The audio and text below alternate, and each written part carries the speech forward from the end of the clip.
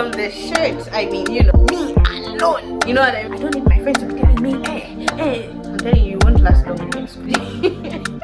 You're lying to yourself. You didn't know anything. This is why I don't like talking. People cry. You know that you screwed this. The last chance I had.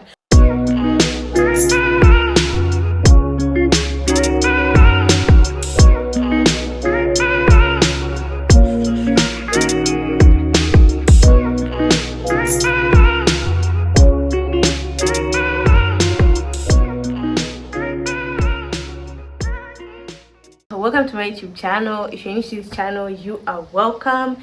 Please subscribe to the most amazing YouTube channel. If you're a regular, you're welcome back to another amazing video. It's been a while,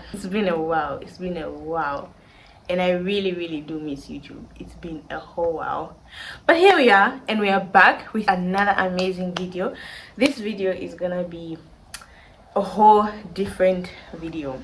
You know when I'm gone for a while, I'm always back with like something different, something better. So yeah, as usual, I'm back with something different because I've been gone for a while. Okay, so I'm pretty excited about today's video, and as you can tell from the title of this video is about things I wish I knew before med school.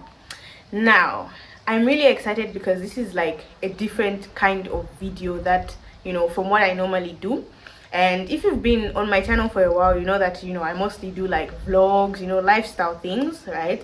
But I've never really had like an interaction type of video, and so this is gonna be like my first. I've been wanting to do this video for a pretty long time, but I think I've just been really procrastinating it because firstly because like there's a lot of emotions attached to my medical school journey, and it's like today I have to open up about like everything, because I feel like if I'm gonna tell you things that I wish I knew, I have to tell you like how my whole journey has been and everything, like away from everything, like away from what I show people. You guys see me in like nice pictures with a lab coat or what, but you don't know what's going on behind the scenes, guys. There's like a whole lot that goes behind the scenes, and I feel like I'm gonna have to share all of that today.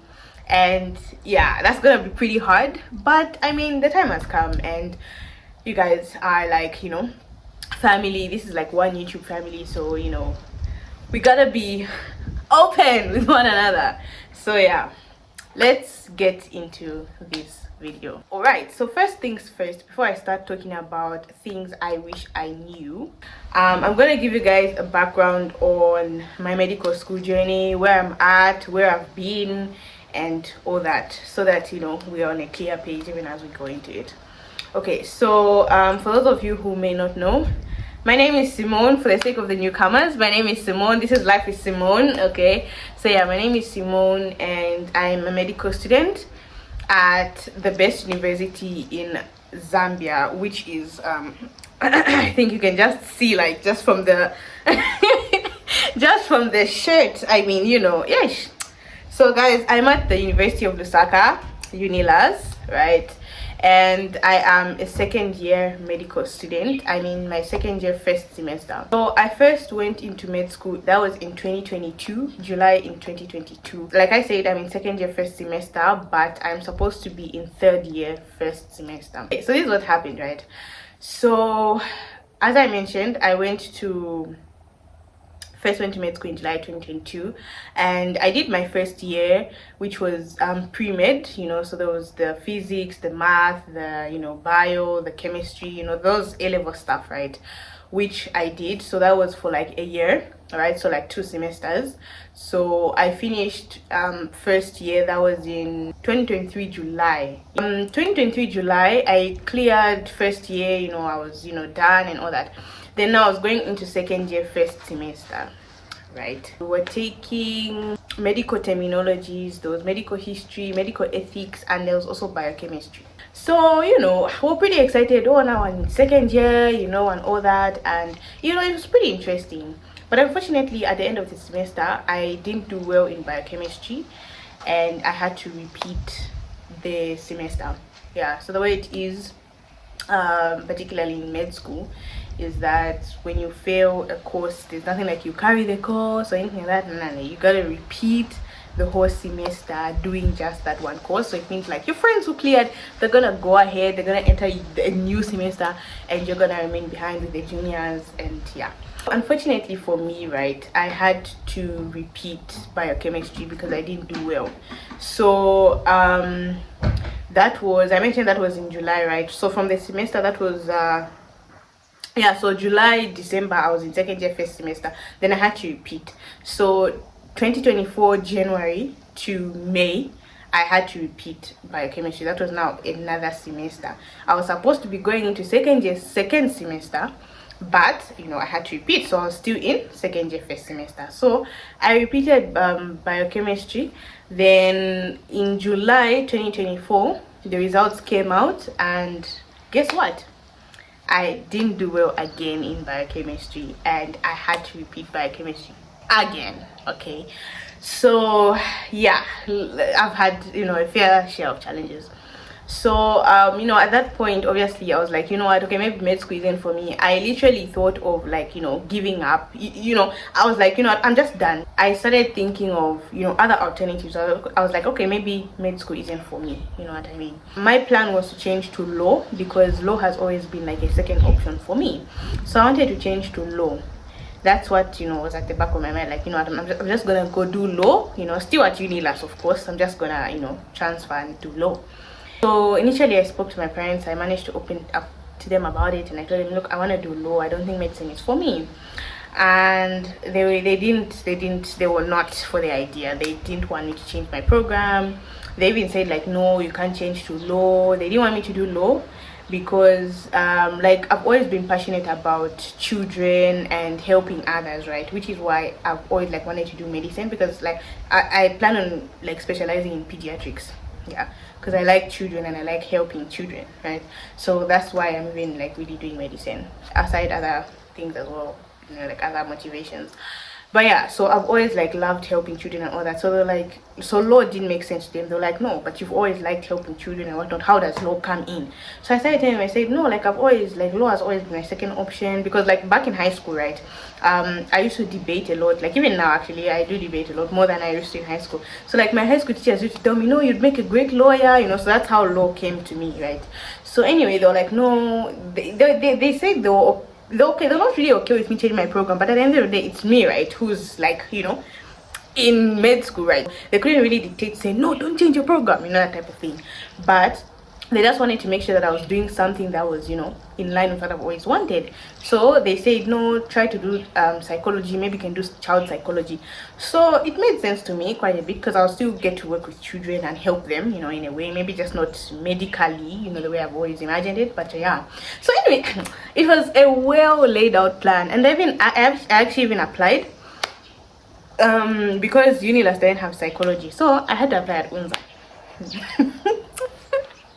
Guys, I had to apply at UNZA. And I've never even, like, I never imagined myself applying at UNZA, because, okay, no offense to UNZA, but I can't stand UNZA.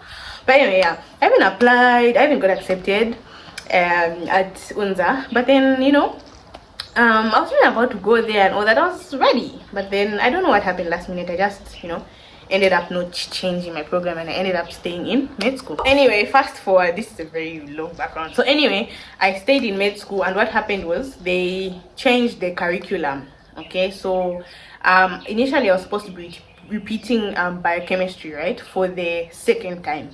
But then when we went to school, they announced, they said, no, they've changed the curriculum. So what that meant was that so initially, like the way it used to be at UNILAS is, when you reach second year second semester, right, that's like first year actual med, right? So there's first year like pre-med, and there's first year actual medicine. So second year second semester, which is your first year actual medicine, you take like 10 courses, right? You take like literally 10 courses. Okay, so they changed the curriculum to say, okay, there's no more anything like 10 courses. What's gonna be happening is you're gonna be taking like 4 courses every semester. Like, it doesn't matter whether you're in second year actual med, whatever, you'll be taking 4 courses every semester, which made the workload, you know, lighter and all that. So they changed the curriculum, and then they had to remove the semester that I was in. So they like removed it. The semester I was in was called bridging initially, right? It wasn't called second year first semester, it was called bridging. So they removed bridging, you know, which left me at a point where they removed the semester that I was in, right? So now I'm taking anatomy, behavioral science, and organic chemistry. But then for the others, since like for some people it's their first time taking this, like, you know, this particular semester, now me, because this is like my third time. So like there's also introduction to medical education. Now because I already did that, like under introduction to medical education there's medical terminology, medical history, those things I mentioned. Yes, I already did them. So meaning this semester I was supposed to be doing 4 inclusive of the introduction to medicine, but because I already did it I was excluded. So meaning this semester I was only doing organic chemistry, anatomy, and behavioral science. So yeah, that's where I'm at now, second year, first semester, and I was pretty excited at least to, you know, be taking new courses. At least I don't have to deal with biochemistry for now. I have to deal with it next semester. But yeah, so we've actually written we've now closed school, we've written our exams and I'm waiting on the results, and then, you know, next semester I start a different semester, and yeah, I have to face biochemistry again. So yeah, so that's where I'm at right now. So, you know, I've had my fair share of challenges, and I just thought, you know, I should share what I wish I knew before I went into med school. Don't forget to like, subscribe, share, even as we get into this video. So the first thing I'll talk about is the intensity of the workload. Okay, everyone knows that, you know, med school is very involving, right? So as I mentioned, I went into med school in 2022 and I was 18 at that time, right? So you know, I was coming from high school and I was not like those people who said, no, I'm going to take a gap year, 1 year. I was one of those who immediately out of high school I jumped into university, you know what I mean, right? So it was that type of thing where immediately after high school I jumped into university, no time wasting, nothing. I went straight into university. Now I feel like the disadvantage with what I did was I was still used to, like, you know, high school type of thing, right? So even as I went into med school, I was kind of like still under that setting of high school, right? Of, you know, your parents will come and tell you no study, you know what I mean? So yeah, for me I feel like it took time for me to kind of like adjust to say, okay, this is university and you have to, like, you know, make up, like it's yeah, on your own, you know, type of thing, right? You have to make sure you study by yourself. No one is gonna, your mom is not gonna call you and say, Simone, have you studied today? You know what I mean? It's not gonna be that type of thing. The teachers want to tell you, oh, study, you know. They won't even come and tell you, oh, why didn't you come to class today? You know what I mean? Like, it's a whole different world, it's a whole different setting, right? So under the intensity of workload, what I can say is, for me, I knew to say, okay, I'm going into med school, but I feel like I didn't really you know, figure myself out, like, okay, and that's okay, you know, for a first year student you don't always have to have everything figured out. But I feel like for me it was kind of like, I like, even like studying, like the effectiveness of studying, I didn't have a study strategy and, you know, all those things. So the workload is like a lot. What I can tell you is, in med school, like, the workload is so much. And then the other thing is, I'm still under the intensity of the workload, right? So the volume of information is overwhelming. Like, med school, you have so much information, and I think I always tell people this, like, med school is not about being smart. You don't have to be smart to be in med school. All you have to do is to be disciplined. Like, if you're willing to study 8 hours a day, like every single day, then you are good. You can be in med school, you know what I mean? It's not about being smart, right? So the volume of information is overwhelming. It's a lot. There is gonna be, hey, anatomy shocked me, let me tell you. Anatomy shocked me. Like, the volume of information is so overwhelming. Cramming does not work. Let me tell you something. Cramming does not work. And for me, I tried cramming. I tried it and I failed. Cramming does not work. Even memorization, like trying to memorize things, doesn't work.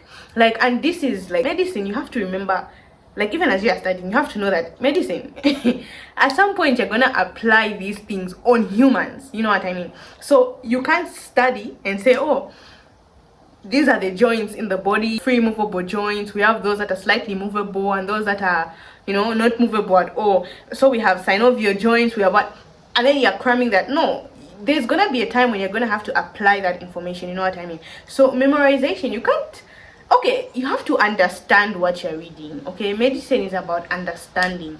not about memorizing. Because at some point, like, okay, yeah, memorization can help now, but the thing with med school is that you're not just studying to clear that particular exam. You're going to need that information. So when you reach clinicals, you're going to be stuck because you're studying to clear that exam and not particularly to gain that information. You know what I mean? So yeah, the intensity of the workload is so much. It's so much.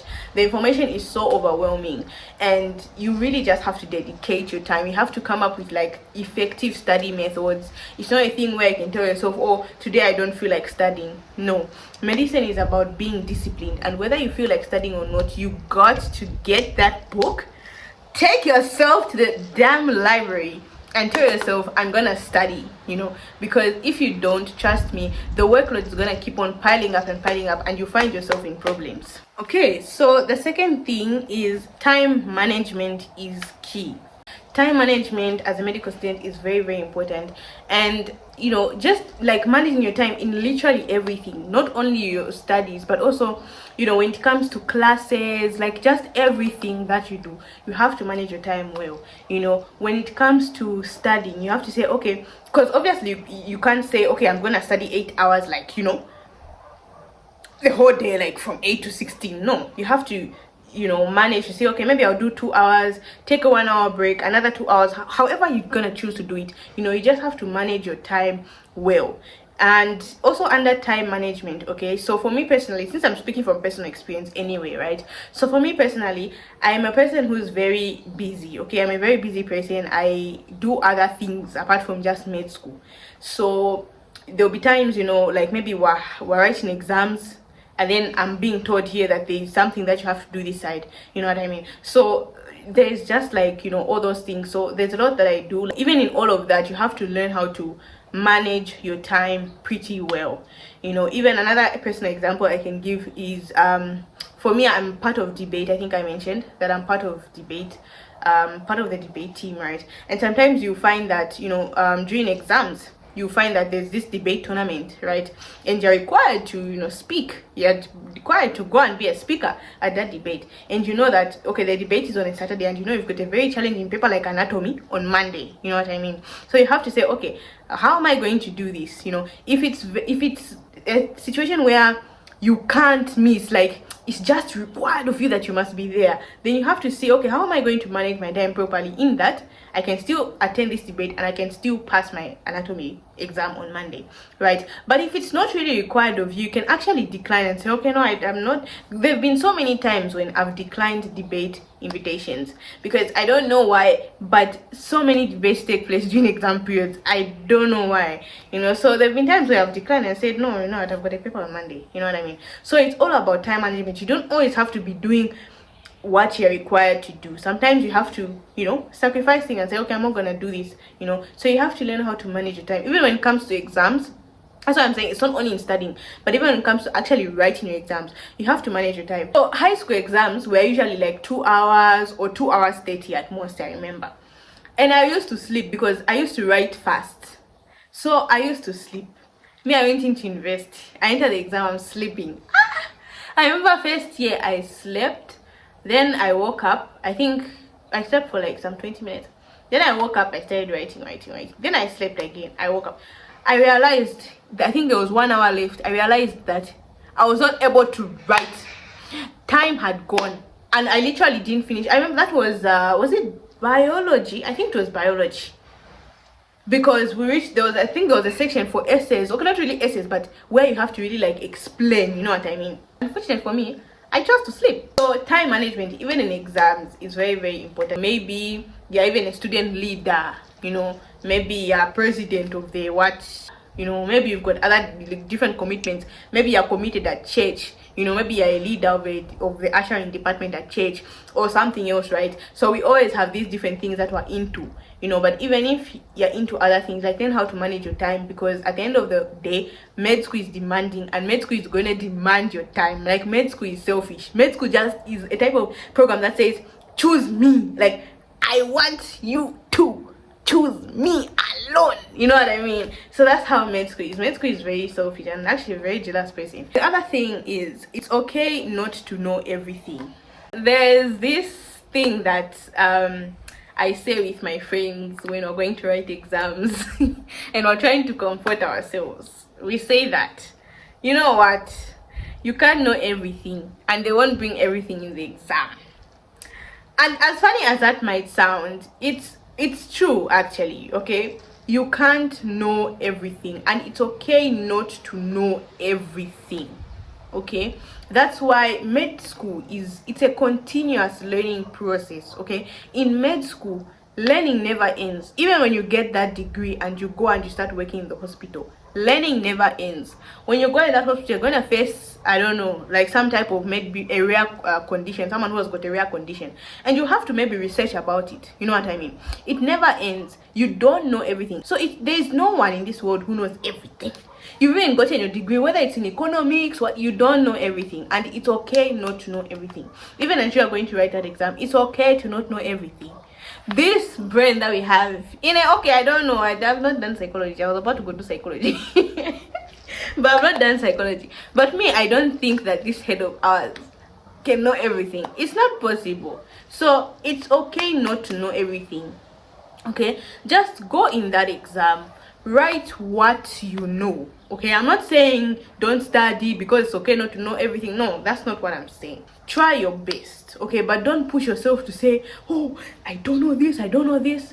In fact, that has reminded me, let me talk about something else before I forget. Talking about examinations, right, another tip I can give you, okay, it's worked for me personally. It's a personal view, okay. I don't know if everyone feels this way, but I know a few people who actually feel this way, right? So you know that thing where you're going to write an examination, right, and maybe like, okay, the way it is, right, at Unilas, okay, our morning exams start around 9, okay, morning session exams, they'll start at 9. So you're expected to be by the exam hall at around 8:30, 8:20, 8:30. That's when people start entering. They start, you know, searching you, people start sitting and whatnot. So there are people who like coming, like maybe they'll come around 8:10 or even 8, right? They'll come and they'll have their phone and their books and they're trying to study, go through, you know what I mean, while they're waiting in line, they're going through. For me, I don't encourage that.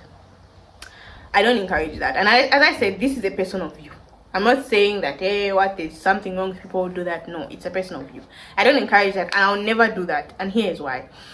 You will forget everything that you've actually studied. Number one, you'll forget everything that you studied. I'm telling you, you're going to end up just forgetting what you've studied because you're so pressured trying to put everything through.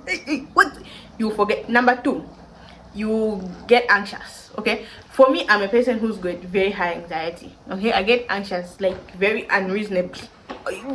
I'll just get anxious, you know. So if I'm trying to go through and I'm saying, hey, I don't know this, you'll get anxious. So as I was saying, you get anxious, and that anxiety was what's going to lead you to forgetting other things. You get anxious, say, oh, I don't know this, I don't know this. You can't know everything. That's why I'm saying it's okay not to know everything. Okay, just go in that exam trusting that the knowledge that you know is going to sustain you. You don't have to get 100%. Even 80% is okay. And also another thing is, even when you're lining up, you know, when going to write these exams, you find people discussing to say, oh, they're asking each other, hey, so what about that one? And you are just there like, hey, I don't even know what they're talking about. It's okay. It's okay. It's okay. It's okay. Don't stress yourself. Don't say, oh, me, I don't know. It's okay not to know everything. Maybe you can pick a few information from what they're whispering, but blind your ears. Close your ears to what they're saying. Don't pay attention to what they're saying, because it's going to lead you off track. And if you're a person like me who gets easily anxious, it's just going to destroy you, I'm telling you. Next thing is the importance of self-care. And this one, I really have to talk about it. It's very important for you to take care of yourself even as you are studying. Yes, you want to pass, you want to make your parents proud, you want to become that doctor, but take care of yourself, take care of your health. You have to understand that your health comes first. Okay, and for me, I'm not even want to talk about this because I'm a person who literally abandons my health and my body, especially when I'm writing exams. And I can talk about a recent incident. Just these exams that were from writing, I actually got sick. I got a digestive infection because of not eating. I used to tell myself, say, I'm only going to eat when I study, like after I study, or sometimes I just wouldn't eat because I just never had the time for that. Okay, so it's something that I usually do. Like, I usually just abandon my body's needs when I'm writing exams or when I'm under pressure, you know, when I'm in stress and all that. But that's not a good thing to do, because I got sick and I wrote my last exam and I was sick. I had to go home when I was supposed to be, because I got sick. That was, in fact, let me just say, the whole exam period I wasn't well. Like, I was sick, and then it got bad, and then the day before my last examination, like my last examination was on Thursday, then Wednesday I literally had to go home. I went to the hospital, and then that's when they told me, no, digestive infection, you haven't been eating, chan. Then I had to go home, and I was studying for my last paper from home. Can you imagine, when I'm supposed to be in the library? So really and truly, it's important to take care of yourself. Eat. Don't go more exam if not eaten, if not what. How well you take care of your body also determines how well you are going to perform in an examination. You know what I mean? So if you've not eaten, obviously your focus, you won't even write. Okay, also on the aspect of self-care, guys, I really need to talk about this, because I'm someone who doesn't even follow this that I'm saying, but I'll start following it, because I can't talk about things I don't follow, right?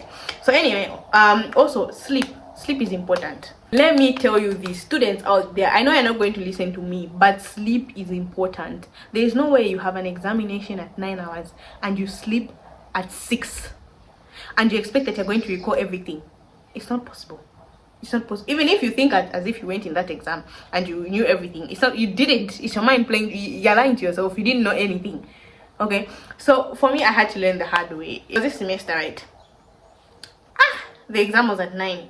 Me, I thought, I'm going to be a super whatever woman. I think I slept that day. I slept at 6. Literally slept at 6. I said, okay, I'm going to sleep for an hour. 7, I woke up again. I started revising. 9, I went in the exam.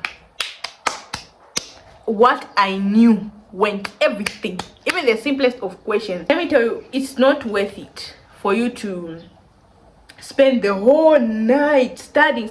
You won't even remember those things. It's better you just sleep, so that you're able to even recall those things that you know, because those things that you're studying throughout the night, you're not going to remember them. Let me just tell you the truth. You can't even lie to yourself. You're not going to remember them. So sleep also. Another thing under self-care is hobbies. I was in the school team, the soccer school team, and I came out because school got involved, especially that time when I found out that I was just repeating. I was like, what the hell? Find something that is gonna help you relieve stress. Okay, for me, what helps me to relieve stress is soccer. When I'm kicking the ball, doing all those, it helps me. Like, it really does help. So find something that's gonna help, like a hobby. Have something that you do aside from just always studying. Hey. You know the saying that all work and no play makes John a dull boy. If it means, it doesn't really have to be a sport, but if it means you even taking walks daily, you tell yourself, okay, no, every evening at 19 I'm just gonna take a walk around campus and listen to some nice music. Not listen to music Travis Scott. Listen to some calm music. Yeah. Building strong relationships is crucial. You can't go through med school alone. Med school is not a one-man show. If you go there thinking, hey, me, I can do everything alone, I'm going to study alone, I'm going to write my exam alone, I don't need to go to the lecturer for explanations, I don't need my friends to be telling me, hey, I'm telling you, you won't last long in med school. Med school is not a one-man show. Med school is tough, and you need people around you. You need friends where if you don't understand a certain course, you can go to them.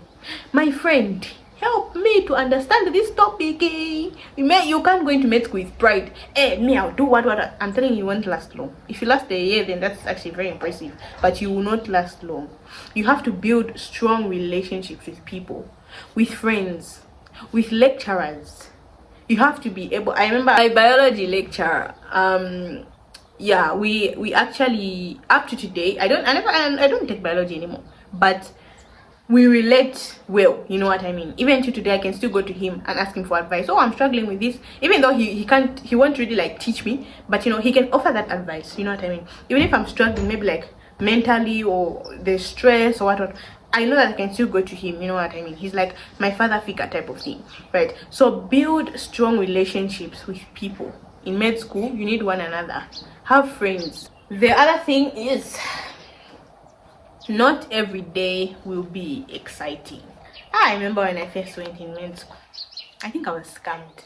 I'm kidding. But when I first went in med school, I was like, you know, I had all these fantasies. So I'm going to be, because I never went to boarding, right? When I was like in high school, like my parents kept me like an egg. So daily, I was in day school, coming home, hey, go school, come back. So I was very excited when I went to university. I was like, hey, so I'm going to be staying alone away from my parents. I'll be taking walks for evening. When I go to class, I'm going to be what? With my friends. We'll be studying anatomy, all those things. But the thing is, like, I had so many fantasies of how exciting med school was gonna be, and I thought every day is gonna be exciting. I went there and I think I only have one exciting day. Not every day is gonna be exciting, and that's okay. I think the most important thing is for you to just remember, okay, this is the end goal. Not every day is gonna be smiling. Other days you might receive your grade of 20%, and you know, it's normal. Next, you need a strong support system. Med school is tough. It is tough, and you need a strong support system. You're gonna get discouraged. I don't know how many times I've cried. I don't know how many times I've seen my friends crying. Okay, we have cried over papers. A paper. Can I show you a paper? A paper. Let me show you a paper. This is what? A paper. A paper made from trees outside. A paper. I want you to get what I'm saying. That this is a paper, and a paper has made people cry. Okay, a paper has made people cry. You need a strong support system where a paper was hard, and you know that this is what? Read. End of what? End of semester examination.